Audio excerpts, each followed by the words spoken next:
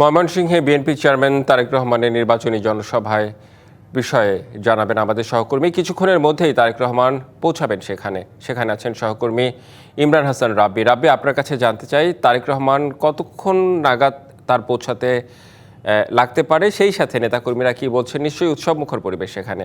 আপনার মাধ্যমে জানতে চাই, দেখতে চাই। রেদওয়ান, আজ সকালে গুলশানের বাসা থেকে আসলে ময়মনসিংহের বিএনপি চেয়ারম্যান তারেক রহমান কিছুক্ষণ আগে যে তিনি ইতোমধ্যে মাওনা অতিক্রম করে ময়মনসিংহের পথে ঢাকা এবং ময়মনসিংহ যে মহাসড়ক রয়েছে সেই মহাসড়কে যানজটের পরিস্থিতি এবং সবকিছু মিলিয়ে যদি বলা যায় তাহলে বলতে হয় যে আসলে থেকে শুরু করে এই মাঠ পর্যন্ত 1.5 ঘন্টার মতো সময় লাগতে পারে। দুইটায় তার জনসভা বক্তব্য দেওয়ার কথা, সেটা হয়তো 2:30টার মধ্যেই হতে পারে বলে ধারণা করা যাচ্ছে।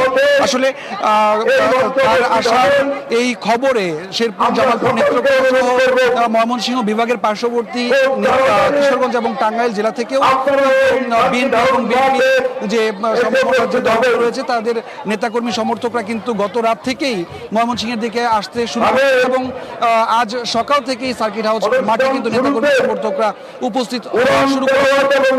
এখানে এই মুহূর্তে আসলে জেলা বিএনপির যারা নেতৃবৃন্দ রয়েছেন তারা এখন এই মুহূর্তে তাদের বক্তব্য প্রদান করছেন এবং এখন এই মুহূর্তে আমরা যতটুকু দেখেছি যে জেলা বিএনপির পক্ষ থেকে আমাদেরকে বলা হয়েছে বিগত সময়ের যে জনসমাগম তার চাইতে অনেক বেশি জনসমাগম আজকের এই জনসভায় হবে এবং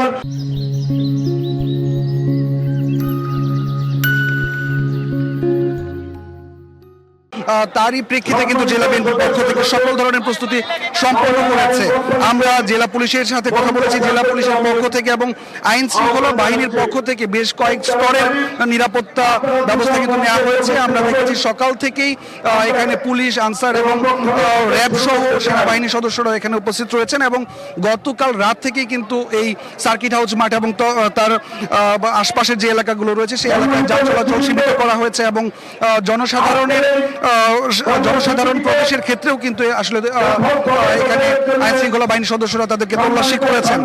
এখানে যারা আসছেন বা প্রবেশ করছেন তাদেরকেও কিন্তু আসলে আইন শৃঙ্খলা বাহিনীর সদস্যরা তাদের টহলের মাধ্যমে তল্লাশি করে এখানে প্রবেশ করাচ্ছেন আমরা দেখতে পেয়েছি। আসলে দুপুর 2:30টা নাগাদ তারেক রহমান সার্কিট হাউসের মাঠে প্রবেশ করবেন এবং জনসভায় দিক নির্দেশনামূলক বক্তব্য দেবেন, এমনটাই জেলা বিএনপি আসলে বলেছে। আমাদের জেলা বিএনপির পক্ষ থেকে যতটুকু জানানো হয়েছে দীর্ঘ সময় পর আসছেন এবং আগামী সামনে নির্বাচন, সেই নির্বাচনের যে প্রার্থীরা রয়েছেন সেই প্রার্থীদের বিষয়ে দিক নির্দেশনামূলক বক্তব্য রাখবেন তার এই ছিল আমার কাছে সার্কিট হাউস থেকে সবশেষ খবর।